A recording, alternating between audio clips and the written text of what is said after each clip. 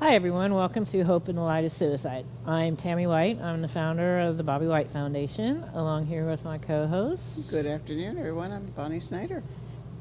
So you had a busy afternoon. Busy afternoon. Yeah, me too. I've been here at the studio. We did a segment for the foundation and the gallery and Art for Hope for Tampa Bay Business Connections. And should be on set with our producer and Mark O'Donnell for RGA at the same time. Oh boy, oh boy. I don't know that I want to do all. I don't want to do all that. But speaking of our producer, as always, we want to thank John and Rob for giving us this platform. Here at WeBeam TV. Yeah, John actually interviewed me for the segment. I bet that was interesting. Oh, he has so much energy. I'm like, okay, we're a little bit low key on our show, but no, it was great. It was nice. Of course, I've known John for so long, but it was fun. It was actually the first time I think he's interviewed me. So I don't know. It'll air sometime next week. I don't know when for sure, but yeah, we want to thank John and Rob because without them we wouldn't even be here anyways. But you can also help us through our kindest fundraising effort. There's many levels of whatever you feel comfortable. Donation levels. Well, it's like, it's like, okay, what is the word? Whatever you feel comfortable donating to help support our show. And of course, we got our T-shirts.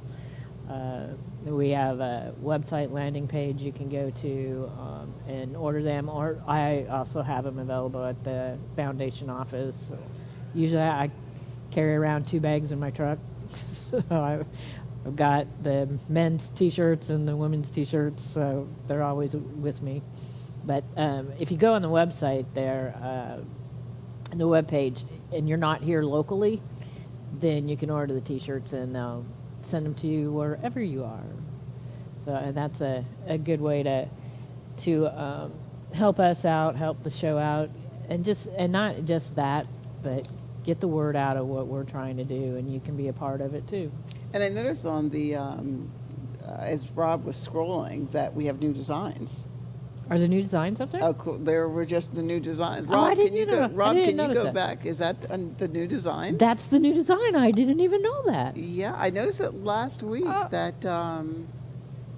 well, I guess I'm going to have to get a hold of him and see if my email came through that we can get because we're supposed to have some in the office. I never noticed that. Oh, I noticed it last week, and You did? And we were, what I took away from last week, or for me, the takeaway from last week, we were busy, getting, recentered in the studio with everything that was going on, and, talking about all the different events and whatnot. That I was like, oh my gosh, look, there's the new designs around. Oh my gosh! And my brain just didn't process to say, oh, by the way, Tammy, I love the new designs. I have to go back through my emails and see if they've notified me that we have ours available. Well, at least that's good to know, because when we're out at these upcoming events, we'll have them, right, and they'll be available. So, hey, guess what? You could probably go to the website and get the new designs before us. That would be something. Oh, that's good. No, I'm glad. I've been waiting for that new design, and I'm excited about that.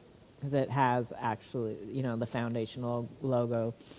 This first design, we did for our Purple Folder program. And so it was important for us to do this design first. And I've been thinking about, because the colors for suicide awareness is purple and turquoise. So maybe getting an option of having the turquoise T-shirt with the purple. Mm. So that may be the next thing that we can do. So yeah. Oh, now that's got my mind going in a different direction. You're welcome. Oh my my gosh. Yeah, it's hard enough to stay focused. Squirrel, You know, and the fact that this show is, you know, guys, you know, this show is just so unscripted. You know, you never know what might come out of our mouths sometimes.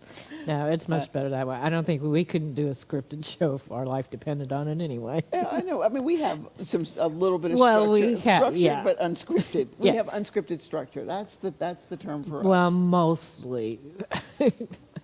Mostly. It doesn't always work that way, but yeah, oh, that's funny. The structure or the unscripted? Because I'm like, I consider us No, a totally. little structured. Well, Totally we're- unscripted, but Yeah, well, maybe a little structure, but we still fall off of our structure thing a lot. But it is our structure, though. you got a point. I like that. Okay, That's how I we can go. structure this. That's how we structure this. So. Oh, that is too funny. Oh, well, that's great.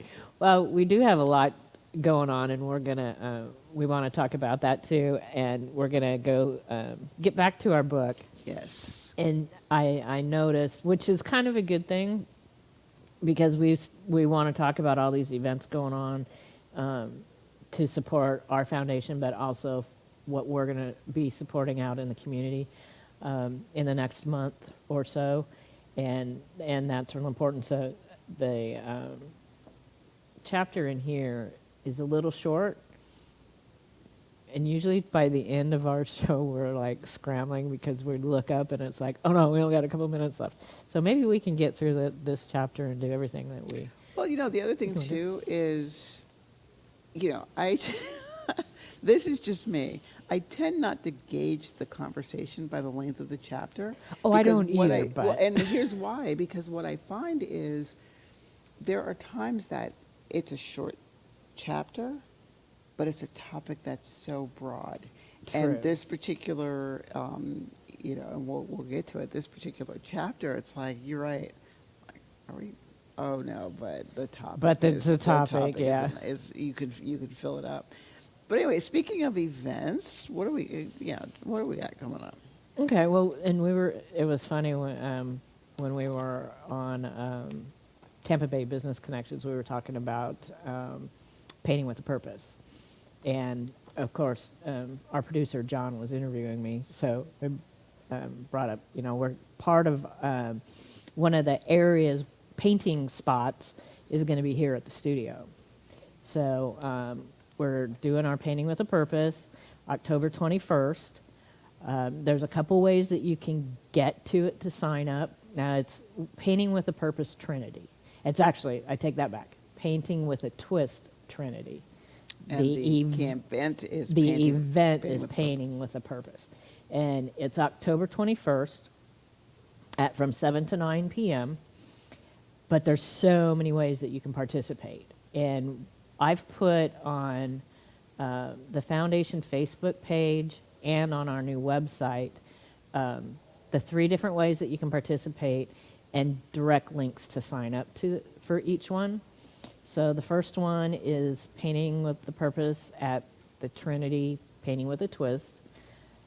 And then the second one is, they have it labeled Painting with a Purpose Home. So that is, you sign up for that, you'll get your kit, and you have 2 choices. You can come here to the studio and paint with a group of gals here. Our producer's wife, DeLynn, who's also on our committee for Art for Hope, and she's been with me from the very beginning of all of this. Her and Bonnie's going to be in charge of that one. I wish I was going to be a fly on the wall here. I'll be at the one in Trinity.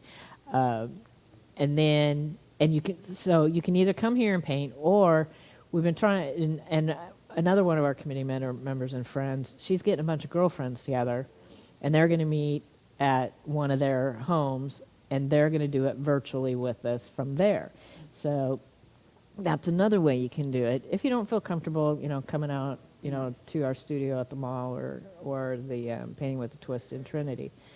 And then also, and now this one is really important because the deadline's coming up here really fast, and it's so that we can make sure that we get the kits to you. And that is, and I can't remember now how they named it. It's the last one on the calendar. It's Painting with a Purpose. shipped, I think is how they put it. So what you do, you go on there and you sign up and register and pay them, and then you can either email me or call me and say, hey, look, I just did this. How do I pay for my shipping? And we're going to run it through our PayPal account. I think I don't know if you can just put in the foundation name or Tammy at BobbyWhiteFoundation.org, and the shipping is $13.65. And I'll go there and I'll pick it up and we'll ship it to you so you have it in time. So the deadline is October 1st. And I hesitate to say this, but we can stretch it out to the 6th. But try and meet the deadline by the 1st, because they need a week to put the kits together, and we want to make sure that we get them shipped to you in time. Now, I'm sure some people will have a question, because my understanding is the kits that are being shipped, those individuals may not necessarily be in studio, here or at the Painting with a Twist studio, or doing a home, at home, again for comfort levels, and watching it virtually. Those kits come with a video that shows you how to do it. Right. And I guess the question that I'm sure, that's come up to me, and I was like, that is a good question.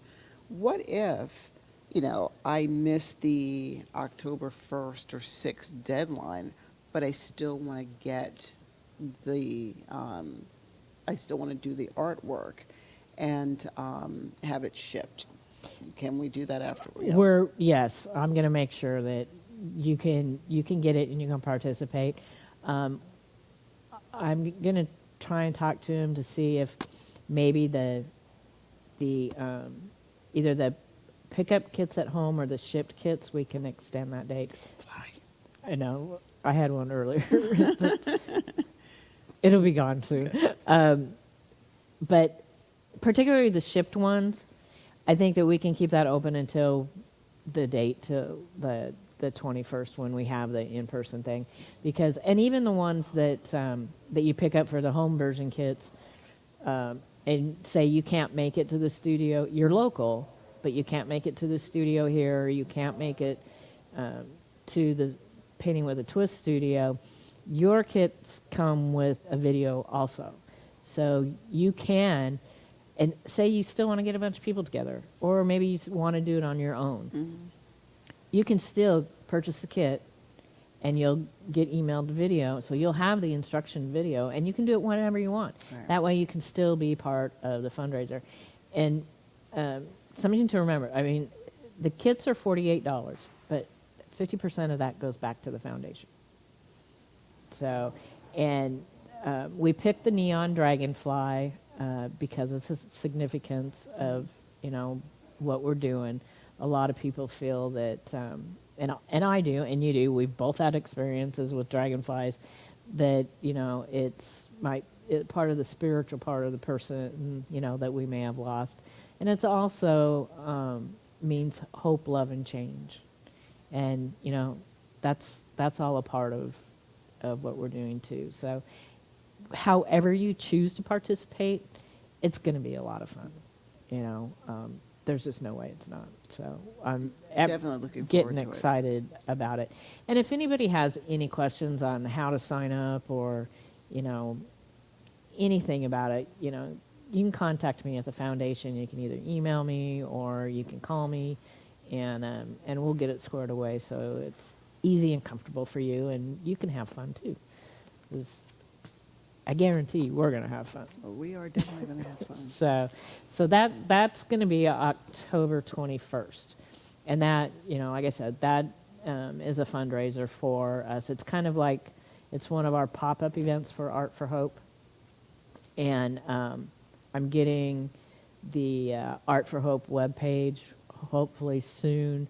Working on that through October, getting it populated with artwork that'll be available for sale for the fundraiser, and then also have artwork up there. Oh, I didn't change that. I did get the new art for that doesn't have proof only on it, and the postcards I will have Friday. Nice. for everybody, so we'll have them for our events. But anyways, we'll get the Art for Hope page, that page populated with artwork and artwork for sale, and then artwork that'll be previewed for our November 17th live auction. And we got some things to work out for that, but that'll be coming soon. So a lot going on. And then now, events that we're supporting others in our community and also helping get the word out about our foundation. And 2 of them are on the same day. So the first one we have, which a couple of weeks ago we had Kim on from Pasco Parks and Recreation, and their event, I think it's going to be a really big and a really great event. And if the weather keeps turning like it was today, it'll be a really nice day. Mm-hmm. So their event is out at Withlacoochee River Park in Dade City, and it is Stomp Out Suicide, a 5K and 1 mile trail race and walk. And I can't wait to go out there to see that park because, you know, I've lived here for 30 years and I've never been to that park. I've been to that park on a couple of occasions, you know, supporting, you know, stuff for Kim and, you know, for the Parks and Recreation. You know, a lot of family-orientated events out there. They did one, it was Family Fishing Day, where, you know, but like I said, it's the venue for this particular, you know, walk run. It's a perfect venue, a lot of scenery, you know, perfect place to put, you know, for vendors and food trucks and everything else that they're going to have out there. And, you know, in talking to Kim, I mean, the intention for this is to make this an annual event. So this is their, you know, inaugural, you know, 5K 1 mile trail. And it came about, you know, there's a difference between, and I'm going to say it's also true for us, when, you know, here is a cause, you know, or something, and, you know, we look at, you know, this also being, you know, Suicide Awareness Month, that we know about these causes, we know about these epidemics, we know about these issues that affect us as a community. And, you know, we're passionate about them and we become involved. It hits a whole nother level when the issue, whatever it is, becomes personal. Exactly. And, you know, with Parks and Recreation, you know, they lost a team member, you know, to suicide. You know, like I said, you know, just for me personal, I remember, you know, getting the phone call that, you know, the death had happened and, you know, calling Kim immediately, you know, like, of course, you know, we're like, well, I don't want to say what some people are like, well, these are the silly things to say, how are you feeling, you know, but at the same time, you know, hey, we're here, you know, to offer our support. And, you know, I want to do something, you know, as was the Parks and Recreation's, you know, position on us. We want to do something. We're just not sure what we want to do right now, you know, kind of brainstorming, and this is what they came up with. And, you know, to me, a walk or a run has its both have, as for me, it has a symbolism, but it's also very therapeutic and cathartic at the same way. You know, exactly. the symbolism of we're on this journey together, let's walk it. But, you know, that part that's therapeutic and cathartic is like, oh my gosh, I know how I feel after, you know, a walk, or not that I've ran in a long time. But, you know, I remember, you know, back when I used to run, you know, 10, 12 miles a day, and I was like, I remember at the end of a run, I was like, oh my gosh, I feel so good. So this is, I think this is a perfect event, and this is not the only event that, you know, they're wanting to do.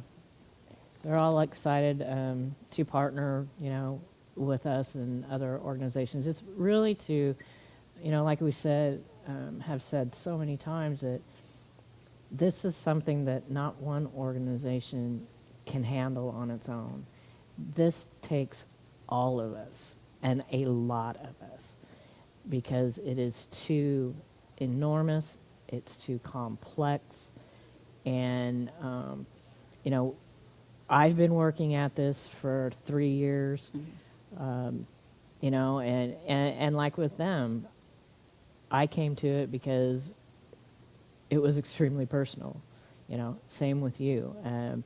This is why we do what we do. And, but it seems that, and sometimes, especially in the beginning, you kind of, I mean, I have felt like, you know, even though we're making headway and I'm being told that, you know, but in my head, it's like, oh man, it's like, I feel like I'm spinning my wheels, you know, even though people are saying, oh, Tammy, what you guys are doing is great. And, you know, look how far you've come, look how far the foundation has come. And, you know, in a short period of time, you know, we've only been around 3 years.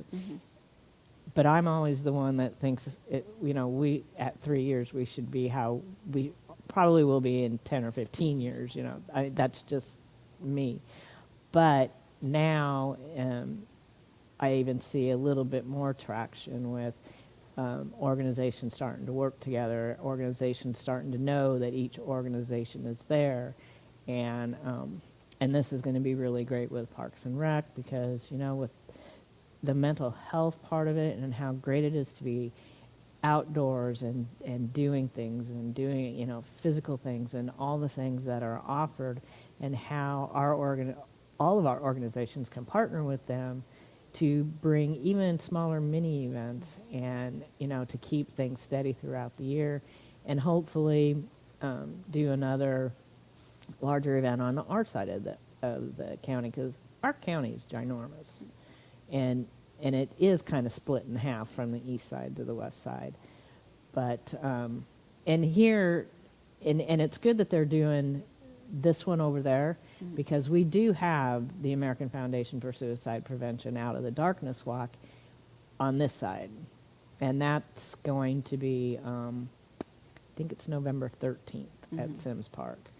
And we'll bring more information as that gets a little bit closer, and we'll have a couple of the gals on that's on that committee for that. So they have that over here. So it's great that this is being, you know, the first one is being brought over to Dade City, because it kind of shares, you know.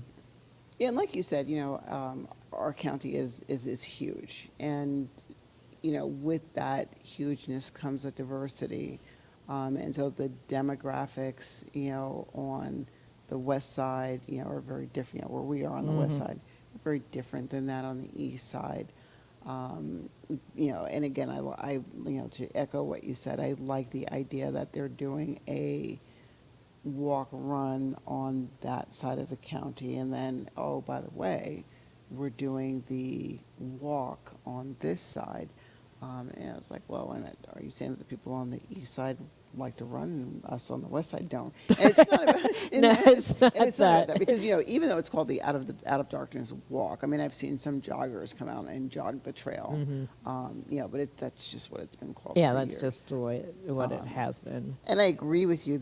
You know, the fact that we're bringing so many, you know, that the agencies are coming together, and like with this particular walk, you know, or the event for Parks and Recreation, I love how they've, you know, like titled it or identified it, Recreate Your Mind. Yes. Or, you know, now people look at us like, are they saying recreate or are they saying recreate? Well, they're actually saying both. Right. And then, you know, precisely, it's like recreate my mind. What does that mean? You know, and I you know, when I look at, you know, from, you know, the therapeutic side, you know, the mental health side of it, you know, how people need something to focus on, a coping mechanism, a strategy, you know, something to gravitate to when they're feeling, you know, whether it, you know, any kind of negative emotion. And so when, you know, when Kim said, you know, we're calling this, you know, recreate your mind, I'm like, recreate? That's like, whose brainchild was that? You know, I thought that was like, that's just perfect. Because it's not just, you know, for me anyway, it doesn't just only equate to Parks and Recreation. You know, we can recreate, you know, or recreate our mind, you know, hanging out with friends, doing what we do, listening to music, going on a walk or a run, you know, painting, So yeah, I'm really excited about this.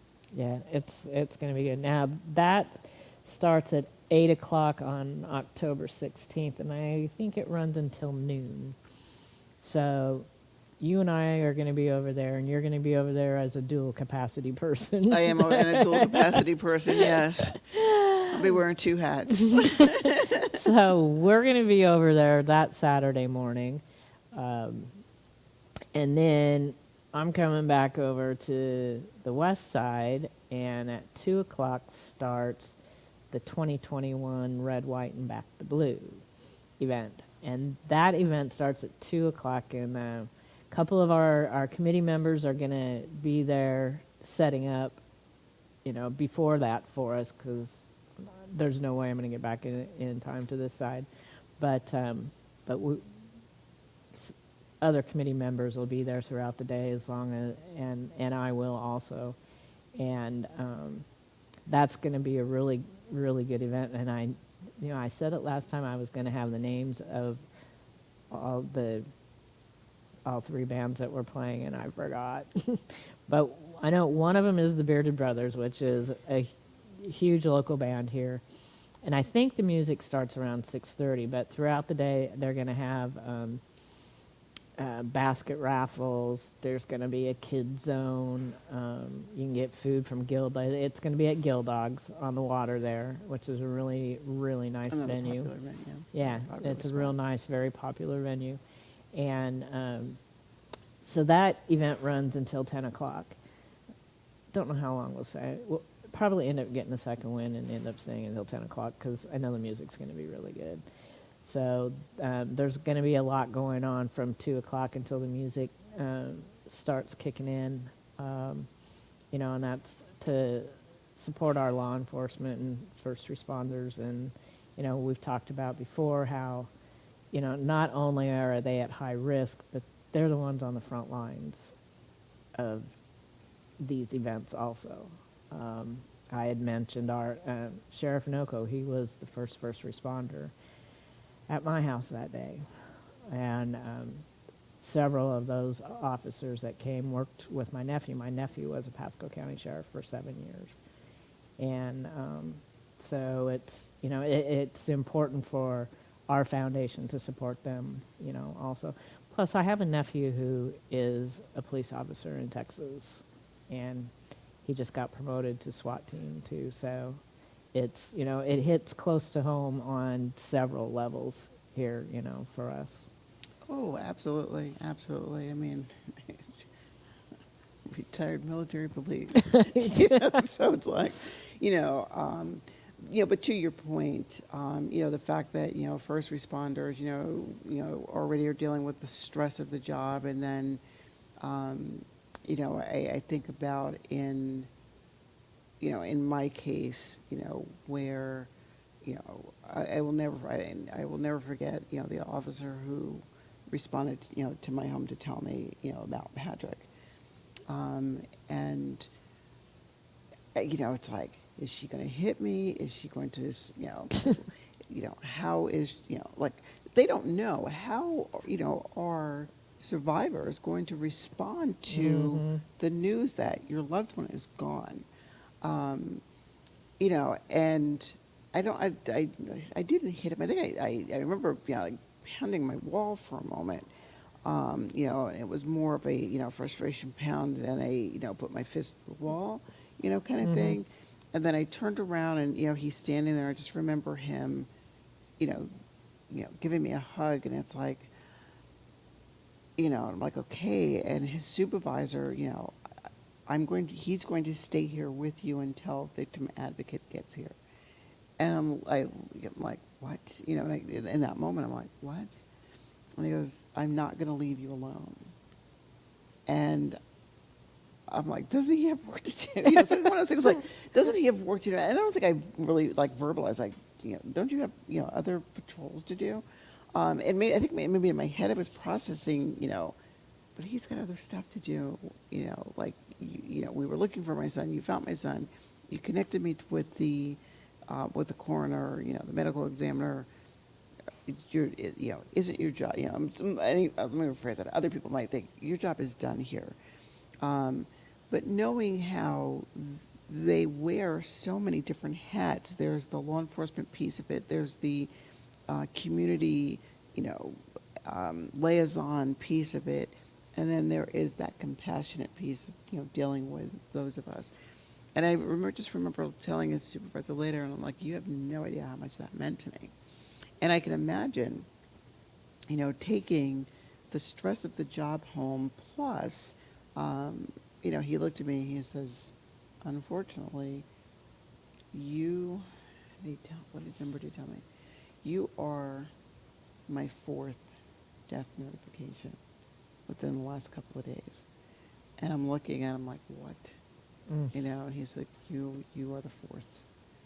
And, I'm processing like, my God, to be the person who has to deliver the news, and, console the family or,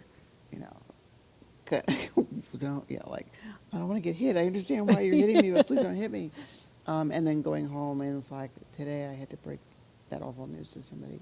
So yeah, it is important to support, first responders, and they really appreciate it too.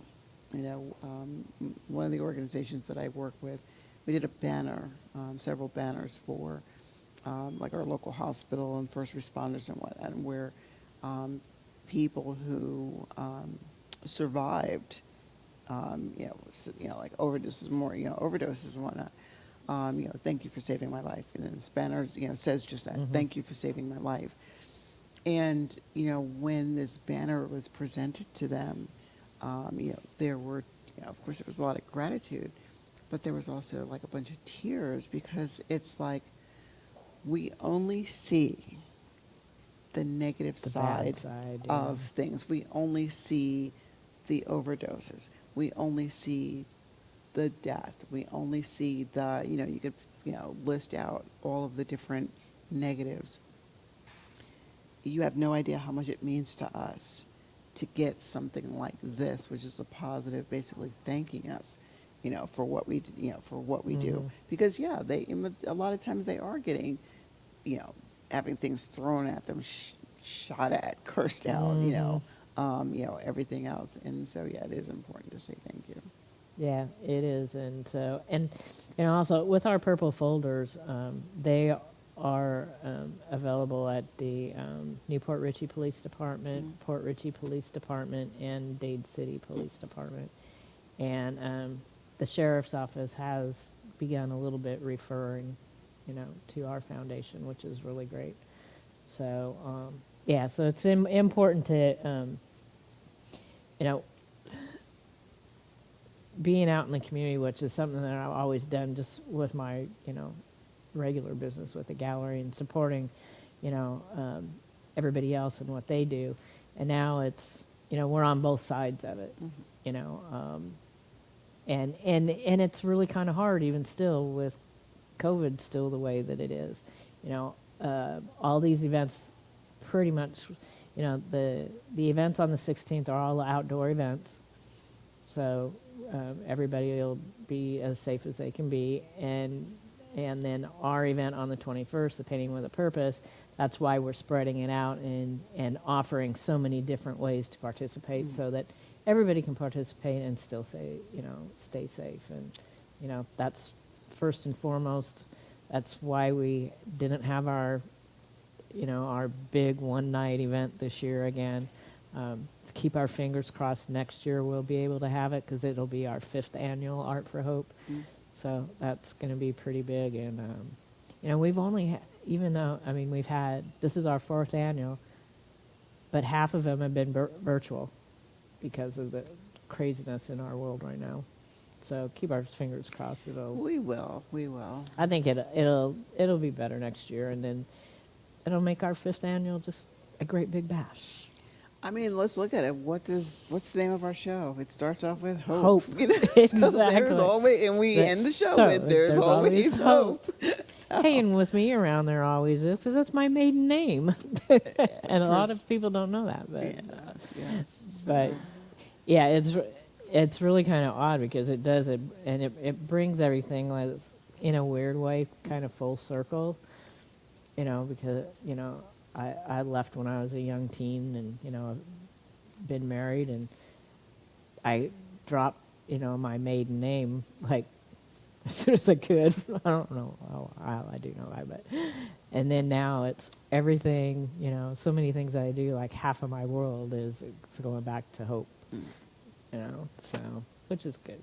It was fun when I was a kid. We used to tell people that we were related to Bob Hope. Which I don't think we were, but it's a good story. It's a good story when you're a kid. So like you want to dispute it? My name's Hope. His name's Hope. Yeah. Well, and back then you didn't have an easy way to find out for sure the truth. So, anyways, yeah, we didn't have the DNA testing that we could go back and. No. I mean, even with DNA does not even matter anymore. I said it. It's true. And that's a really nice segue. I said it. Are you going to challenge it? And what's the chapter? Disbelief. Disbelief. So that is too funny. It's kind of that's a nice segue into this chapter. Like Tammy started out when we were talking about this. It is a short chapter, but at the same time, disbelief is so central to this issue of loss and grief, and dealing with what we deal with when we lose somebody. And I like the beginning quote, and it's an unknown author that says, "Sometimes your heart needs more time to accept what your mind already knows." And I think, for me, when I read that quote, it made a lot of sense to me, because I sit back and I think sometimes, with grief and loss and, and tragedy and, stuff like that is, you hear the expression, of people sometimes, he or she died from a broken heart, or this event happened because the person had a broken heart. And so I think with that in our minds, we process the loss, but we refuse to, it's like, oh, my head is okay. I could be hard-headed. I can't be hard-hearted, if that makes sense. I can allow my brain to process, say, the loss at this level, but, to have it, travel down and hit that heart, it makes me think of, I jokingly talk to some of my students, or people that I'm working with, the joke about we don't listen to country music because people think, country music is just, who listens to country? That's just the worst genre of music. But anyway, it makes me think of a Billy Ray Cyrus song, Achy Breaky Heart. Breaky Heart, yeah. Where he says, you can tell this person, or you could tell my Aunt Louise, tell anyone you please, or tell your brother Cliff, whose fist can meet my lip. He didn't like me anyway, but just don't tell my achy breaky heart, because it just might blow up. And it's such a a cutesy, uplifting, funny kind of song on one level. However, if you really sit down and process, what is this song actually saying? It is, my heart or my head may accept the fact that you've left me. In this particular case, it was, a love interest leaving, my heart will process this, but if you tell my heart is not going to be able to take it. And I'm like, Billy Ray, I don't know if you're the one that wrote the song, but it is so fitting for, any loss. Well, and that's true. And broken heart syndrome is an actual syndrome. it is there are real physical ramifications from that. Yeah, and years ago, one of my aunts passed away in a tragic car accident. It was just horrible for our family. I think it was the first real, except for what happened to me when I was a kid with my first husband, but as far as my family goes, first really tragic death that we had, even considering as large as our family is on my mom's side. But my uncle, her husband, he passed away several years later, but the time that he was here,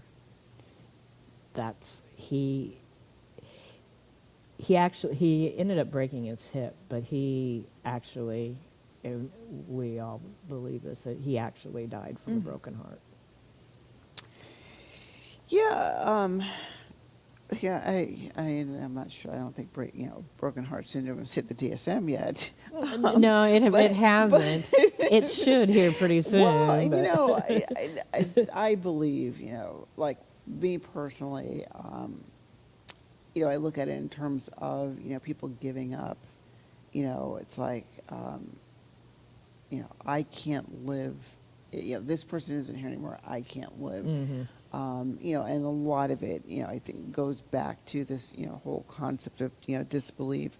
Like as we're looking at what does, disbelief look and feel like, for example, where it says maintaining your life as if the person was still there.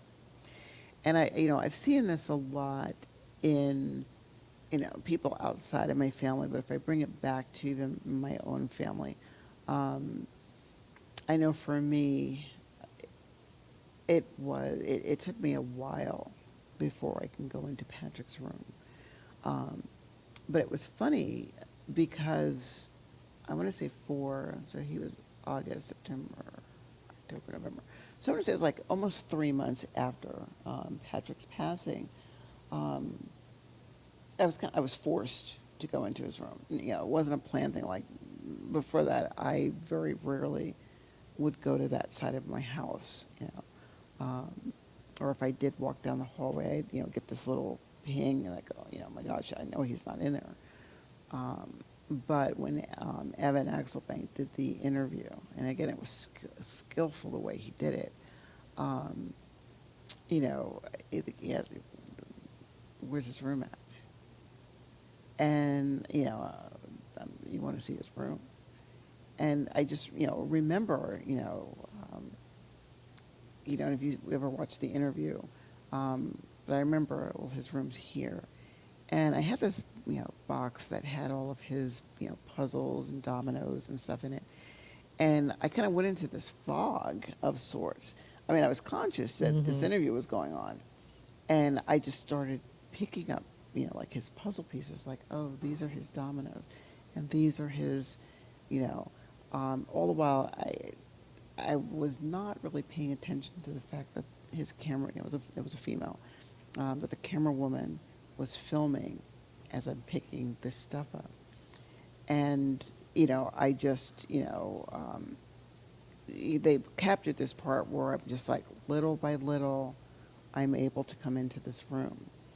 And, he talks about, that I made a vow to complete the room, to complete remodeling the room like we started. There are some people who it's a deeper level than that where, instances where I'm making dinner, not me personally, mind you, but, I can hear somebody say, I make dinner and I set a plate for the person who's gone. It's my way of keeping them close. I refuse, for the most part, to get rid of Devin, listen to me, Patrick's clothing. But a lot of this is Devin. I want them when I grow up. All right, they're gonna. I hope you keep growing. But I've been able to, like, hey, can I have, like friend, close personal friends, piece, something that belonged to him. So I'm okay with here's this. Depending upon who it is, I get like jittery if someone touches something that belongs to him. Yeah, like my one grandson wears Uncle Pat's socks. And I'm like, I'm okay with him. Anybody else? Right. I would have an issue. Like, don't touch his socks. Yeah. But yeah, believing that the person is still there, having the disorganized thinking, having the inattentiveness, bargaining to change the event, feeling like you can see or hear your loved one. Again, that's another huge one for me, because I joke all the time that I see, whether it's real or imagined, or whether it's coping. I don't know what label to put on it. But I will tell people, I swear I see Patrick in the kitchen, or I will look and I will see like the shadow going down the hallway, and I'm thinking, it's like, that's him. Now, whether it is it him actually? Is it my brain? This is my brain coping. Is it? Do I believe in spirits? I mean, on a level, from admitting I do. However, there are other people there. It's on a whole nother level. They're still, they're here. I know they're here. They're not gone. You can't convince me that they're gone. Or my grandchildren back in Kansas, some of them will say with Aiden, Aiden is here in Florida visiting me, rather than Aiden's gone. Saying, yeah. Yeah. Yeah. No, I too. I have moments where, just like out of the corner of my eye, it's just like, there's Bobby, and there's a restaurant that we used to go to, and actually the last several years, that's where we would go for my birthday, which is also our anniversary.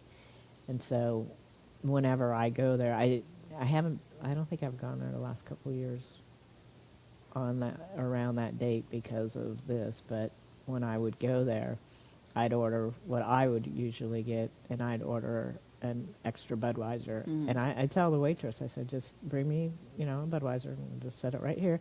I said, you're going to think it's weird, but to me it's not. And I don't drink it.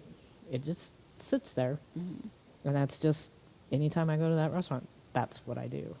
And, to that point, like when in this chapter where, she talks about, ways to cope, participate in all the rituals associated with the loss. Basically you need to, be able to have the opportunity to say goodbye. And I look at it as more than just you saying goodbye. It is also on another level, keeping that person's memory alive. 'Cause some people think, okay, they're gone, get over it.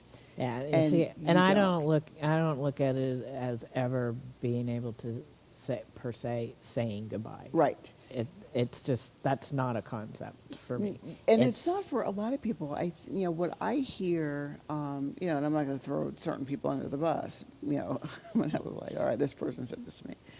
There are some people who, they're gone. It's like once the service is over and the casket is closed or the urn is closed, or whatever happened, once you walk out of whatever service you had, it's done. That's or it. move over, and that you can't do that. For me, for instance, one of my rituals that I still do to this day, that was clean the garage to destroy the garage. Clean the garage and then go make a mess in it. So I just cleaned this garage. Because and I tell people that's I'm keeping the tradition. This is what Pat and I used to do. We'd clean the garage, and then the next following week we go, didn't we just clean this garage? We did. I guess we're gonna clean it again. And it's a way, to kind of keep them connected. My neighbor, who's also my best friend, he made the comment to me. He said, your garage he calls it organized chaos,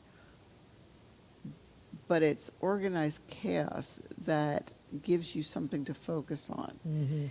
And, I'll find the quote, because how he said it, I'm like, dude, there's some truth in that, but then I think I have to have organized chaos in my life, even before Pat. But, yeah, having, the rituals, even if, then it says here, even if you don't believe the loss has occurred, you still can find ways to say goodbye to the person so you can continue living your own life.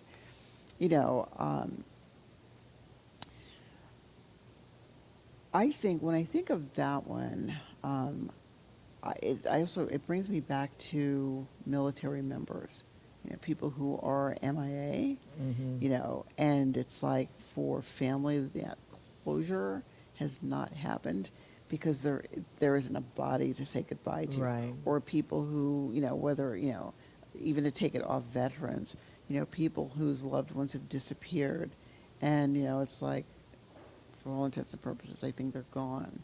And it's like, I'm not going to accept this, at the same time, developing a way to process, like hoping for the best, but you're preparing for the worst. Right. I like that. Well, like with your garage thing, me is our yard.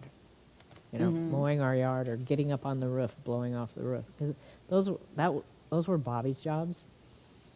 And granted, I probably should have somebody go up and blow off my roof for me, but I'm just not there yet. And doing our yard, so I have an acre and a half of lawn. He could do the whole yard in a day. It would be a really long day, but he could do the whole yard in a day. Me, it takes me 2 or 3 days to do the yard.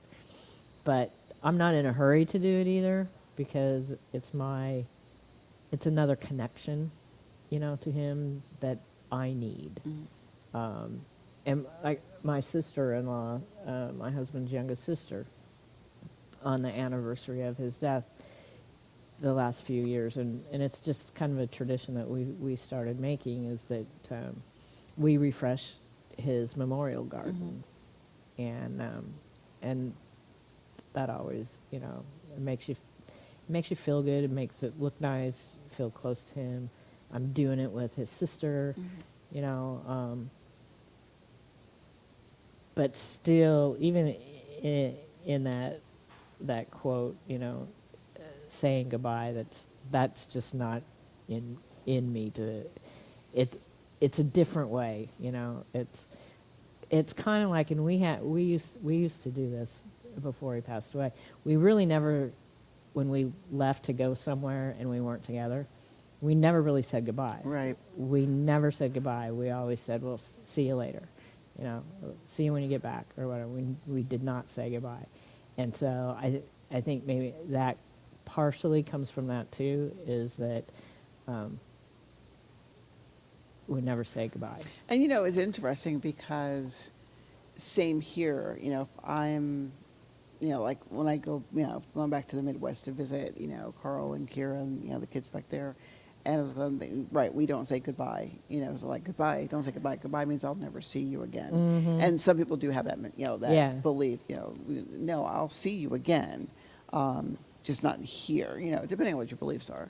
I'm not going to say, goodbye. And I think when I was at Patrick's service, and I, was saying my piece, I looked at him, I just said, rest easy, baby boy, I'll see you on the other side, or something like that. So yeah, you're right. A lot of people, it's like, even, when it's not connected to a loss, that word goodbye, or two, some people say it's like one word or two, but it's that word, that word goodbye does not come out of people's mouths. Yeah. No, we were that way for, we were together for almost 30 years, and it just wasn't something that we did. That was just our thing, one of our many things, and to with this, the one where it says, get in touch with nature. I was like, there's the walk. There's the walk yeah. Coming up. As, we're winding this down. What was the other one?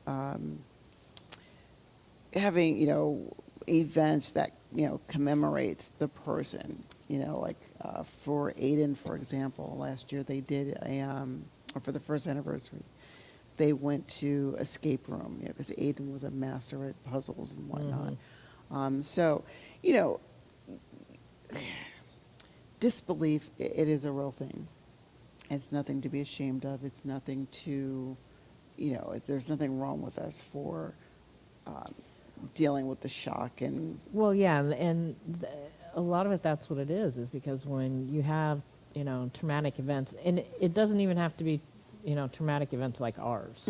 There's many others that falls into this disbelief, and you have that. It's human nature. It's hard to believe, this couldn't have happened, and then going back to your head, but yeah, but it did, but how's it going to get through to here? Right, and it's important, that, people understand how each individual processes, grief and loss. As we've said a bunch of times, it is an individual, journey, and to, that point, also recognizing that the resources are out there. You have, the National Suicide Line, you have the crisis lines. We have the helplines, if Rob could put, So we have all those helplines, and please put these numbers in your cell phone. You never know when you or somebody else are going to need them. When I had begun to go out to speak to groups, I take out your cell phone and please put this number in your cell phone. You never know. You might be that person to be there just at the right time when someone needs you. Absolutely. So, again, here we are. Thanks for joining us this week, and join us next week. And remember, there's always hope.